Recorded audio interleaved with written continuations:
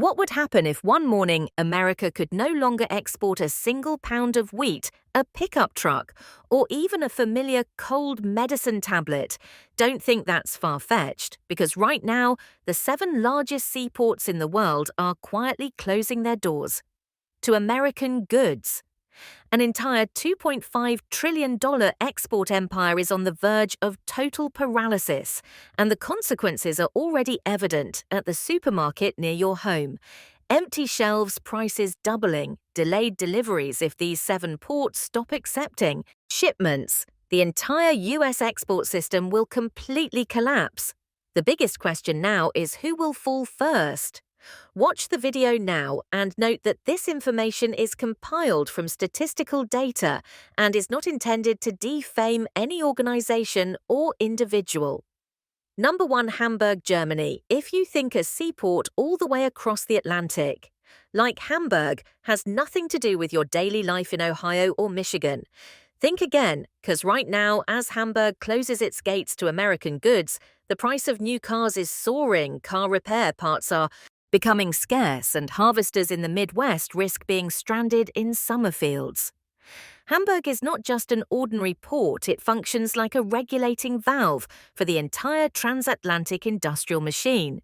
According to the Hamburg Port Authority, this port handles over 7.8 million TEUs of cargo annually, with trade with the US alone, accounting for 685,000 TEUs, a number sufficient to keep America's automotive, aerospace, and agricultural machinery industries running smoothly. Thanks to this lifeline, companies like Ford and GM have been able to import components from Bosch and Siemens for years to assemble electric cars and pickup trucks. In Detroit, Ohio and Illinois incurring into this has kept production lines intact, American car prices reasonable, and most importantly, thousands of workers steadily employed each day. But in mid-May, due to changes in trade policy, Hamburg tightened this flow. No grand announcement, just silent action. 70% of US-related cargo volume was reduced.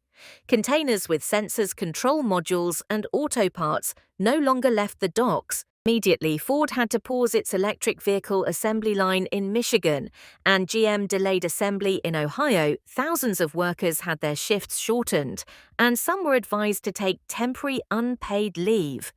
These companies were forced to consider investing an additional $4 billion to produce components themselves. But the question is, when will that be enough to replace the familiar imports from Germany? You may have already noticed the consequences in your own wallet. The price of a new Ford F-150 has increased by $2,000 or no, $3,000 auto. Not because the company wants to make life harder for customers, but because German parts are blocked, driving up production costs. Used vehicles must now be kept longer, and every breakdown becomes more painful. Because replacement parts arrive slowly, according to the Automotive Service Association. The cost of replacing parts imported from Europe has risen by 35%, meaning every car repair could cost an extra $500,700 for those already struggling to make ends meet with soaring gas and electricity prices. This is truly bad news, and the domino chain continues to fall. When factories cut shifts and workers lose jobs, they spend less when spending drops. Local grocery stores and diners go quiet. The entire local economy dependent on industrial production. Thus, your Reiter watch begins to slow like a machine running without oil. The Economic Policy Institute warns that if this situation drags on for another 3 months, the Midwest alone could lose over 50,000 more jobs. Mostly middle-aged workers, those who were skilled in old trades and find it hard to switch industries during this period. Farmers in Iowa and Kansas are not spared either. Delays in German-made tractor and harvester parts are disrupting preparations for the summer season. Some small farmers have already been reminded by banks about equipment loans, as broken machines await unavailable replacement parts. Additionally, the cost of fertilizer imported from Europe has increased by 15 to 20%. Due to longer shipping times and higher transportation costs through Hamburg, according to the latest report from C.H. Robinson.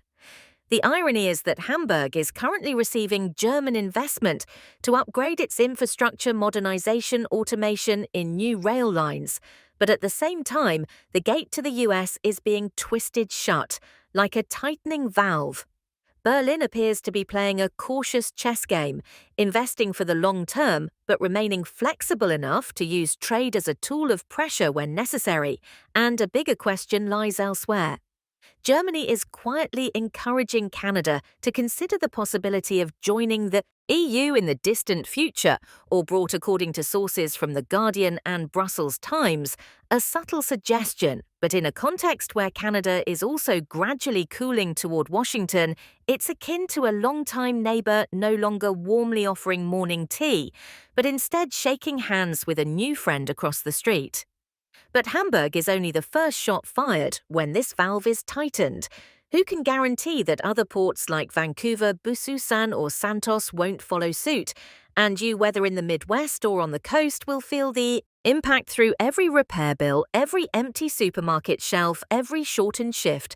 Not just when the financial news airs. The question now is no longer what's happening in Hamburg, but rather which port is next? And does America have the strength to reopen the valves that are gradually closing? Can you guess? Number 2, Vancouver, Canada. The second name might not surprise you, but it will surely disappoint you more after our European neighbour Hamburg's Cheer has closed its gates to American industry. Now, our closest partner, Canada, is erecting another wall in Vancouver. This gate has slammed shut in front of American agricultural products, leaving corn, soybeans and wheat in the Midwest stuck, unable to reach the world. Vancouver has long been a vital bridge helping millions of tons of grain from Iowa, Nebraska and Kansas reach major buyers in Asia, such as Japan, South Korea and China in 2024. This port handled 47 million TEUs and over 158 million tons of goods. An enormous volume that the US agricultural sector relies on to survive, but everything changed in the first months of 2025 due to fraying neighborly relations. Every shipment of American agricultural goods to Vancouver now faces obstacles, even before leaving the country. Rosrick stuck on the road. Before even reaching the sea, you may begin to notice it on your weekly grocery trip. Prices of Canadian imported fruits and vegetables have increased by 15 to 20% according to the latest USDA report on avocado. A few tomatoes, the things you buy for dinner, now cost a few dollars more per pound. One might think domestic supply would increase and prices would fall, but no, because export orders were cancelled. Storage facilities are full, and although short-term domestic prices may dip higher, storage and transport costs are causing supermarkets like Walmart near your home to run short on fresh produce, replacing it with frozen goods. Music church lower quality and no cheaper. The shelves appear full, but are actually empty because goods are stuck in transit or haven't made it out of Vancouver. In the Midwest, farmers stare at silos full of corn and soybeans, not knowing who to sell to. Banks are starting to demand repayment on harvester loans, as the upcoming season risks being wasted. Union Pacific and BNSF have reduced rail shipments to Vancouver, putting truck drivers temporarily out of work, cancelling loads and leaving goods sitting idle in warehouses. Domestic corn and soybean prices in the US have dropped over 15% since the start of the year because there's no export market to absorb that massive volume. What about Apple and Tesla? Don't forget that the iPhone you're holding, once a symbol of American tech pride, depends on Canadian aluminum. When aluminum tariffs rise and supply tightens, Apple faces two unpleasant choices. Either raise the new iPhone price by 200 large 300 dusters or change materials. And you may soon notice the next G iPhone, which should be durable and sturdy, might be thinner, lighter, even more prone to scratches and dents, because it must use cheaper replacement alloys. Tesla isn't any better off.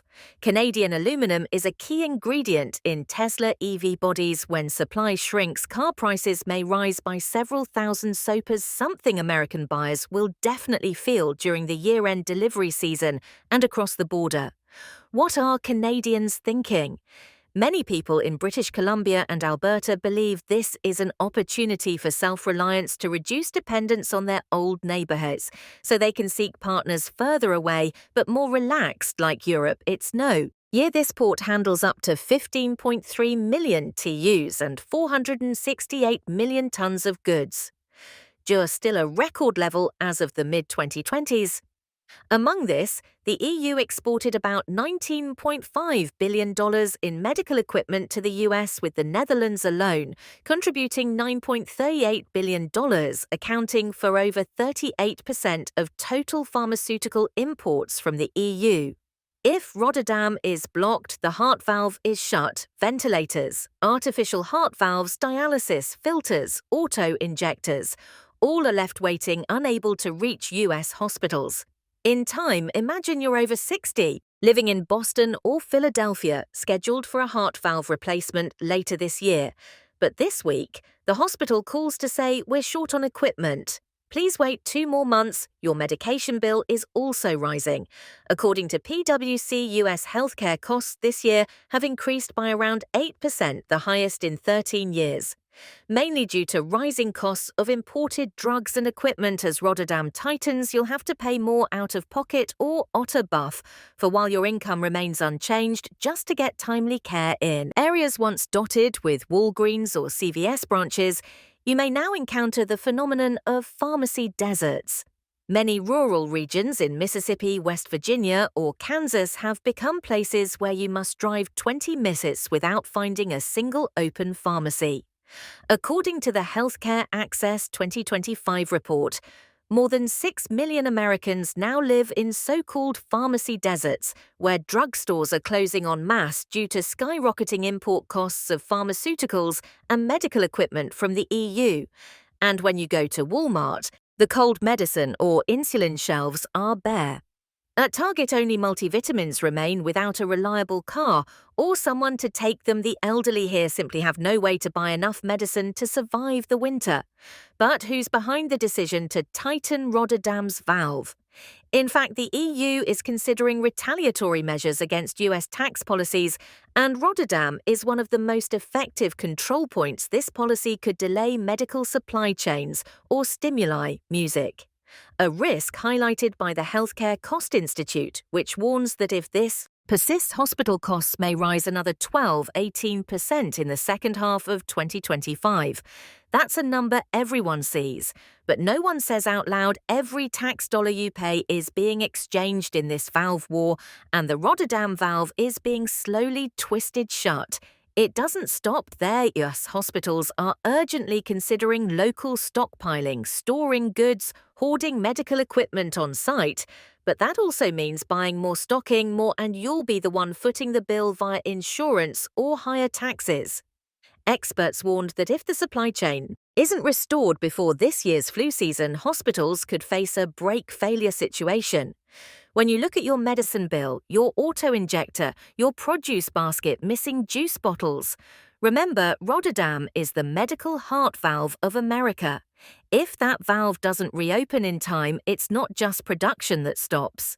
Music, your health, your daily life will be the first to respond every single morning. Number 4, Busan, South Korea. You might have anticipated the earlier names, Hamburg, Vancouver, Rotterdam, but this fourth name likely comes as a surprise. Few expected that even South Korea, America's technological backyard, its safest and most long-standing ally, would now quietly tighten its trade gates. Busan Port, the southern export jewel of South Korea, is the transit point for over 70% of the country's DRAM and NAND chips. It's no coincidence that most chips embedded in iPhones, iPads, MacBooks, Teslas, security cameras, ventilators in the US originate here. South Korea alone supplies about 36% of America's memory chip demand. Yet, since May 2025, Basan has begun cutting exports to the US by nearly 40%, a reaction following Washington's announcement of considering tariffs up to 35% on imported semiconductors from South Korea. And we, the American people, are the ones feeling it most now. Holding your iPhone, you realize the sleek aluminum case, once assured by a reliable source from Canada, has become more fragile due to tariffs and supply constraints in Vancouver. But if the exterior has been affected, the worst news lies within the very brain of the iPhone. The controller chip is also being squeezed, this time from Busan, South Korea, a perfect double blow to the symbol of American tech, and that's why the new iPhone model this year might not hit the shelves on time. According to Bloomberg, the price of the new iPhone may rise by $300,500 due to the chip shortage from Busan. Those hoping for a new MacBook Pro or iPad will have to keep waiting or settle for lower specs, weaker performance, and higher prices. And that's just the tip of the iceberg in Arizona and Texas. 3 major semiconductor production lines of Intel and TSMC have been forced to halt due to a shortage of raw materials from South Korea. An estimated 15,000 engineers and workers at these plants have been temporarily furloughed or had their hours reduced. Tesla's assembly plants in California, Ford in Michigan, and GM in Ohio are also facing severe shortages of battery control chips and safety sensors, forcing these companies to delay EV deliveries or even cancel some batches before the year-end holiday season. An EV without chips is like an iPhone without a processor. It simply doesn't run, and in retail systems, the consequences are already clear best. Buy in Los Angeles has announced a sellout of new MacBooks. Walmart in Nevada has no PS5s on shelves. And the iPad Pro requires a month-long pre-order, according to a report by the Economic Policy Institute. This shortage has caused a sharp drop in electronics retail sales, pushing up the US unemployment rate by 0.3 percentage points in the final quarter of this year, a large enough number to impact national consumption power. But what worries Americans most is the impact on essential medical devices, blood pressure monitors, glucose testers. Seemingly simple items all contain chips from Busan. When supply is squeezed, prices for these devices rose by an average of 22% in May alone, according to NIST data for the elderly who check blood sugar daily. An increase of $50-70 a month for consumer-grade devices is no small matter. Not to mention Medicare and Medicaid insurance haven't adjusted in time, shifting the financial burden onto patients. You might think, does South Korea benefit from this? But the reality is the opposite in Busan. Over 20,000 containers of chips are stockpiled. Unable to ship, Samsung and SKH are forced to redirect orders to Europe and China, costly and time-consuming. Plunging Seoul into its most severe tech export crisis in a decade, the South Korean government has had to allocate $30 billion for a domestic chip supply chain autonomy plan, but admits it will take at least 57 years to complete. Busan is the digital brain of the world, and when it's congested, every artery of the American economy, from consumer electronics to EVs and medical equipment, weakens. This is no longer just a story of factories or corporations. It's a story of every American household, from pre-order iPhones, delayed car deliveries, more expensive health monitors to a standard of living eroded day by day with no end in sight. Number 5, Veracruz, Mexico. You don't need to look as far as Hamburg or Busan, just Veracruz, a port right on America's doorstep being tightened, is enough to shake the daily meals of millions of American families. Veracruz, located along the Gulf of Mexico, is the largest transit hub between American and Mexican agriculture. Each year, the US exports about 14.9 million tons of corn to Mexico, while importing thousands of tons of fresh vegetables, fruits, coffee, and avocados. Items present in the daily meals of millions of middle-class American households. But since the implementation of a new policy imposing a 25% tariff on agricultural imports from Mexico, especially tomatoes, avocados, and coffee. Veracruz immediately became a choke point, disrupting this two-way food chain. Mexico's National Agriculture Council predicts that the price of imported vegetables into the US will rise by at least 10–12% in Q3 this year. Especially tomatoes, avocados, and coffee staples in every American breakfast or lunch in California, where fresh salads and guacamole are routine.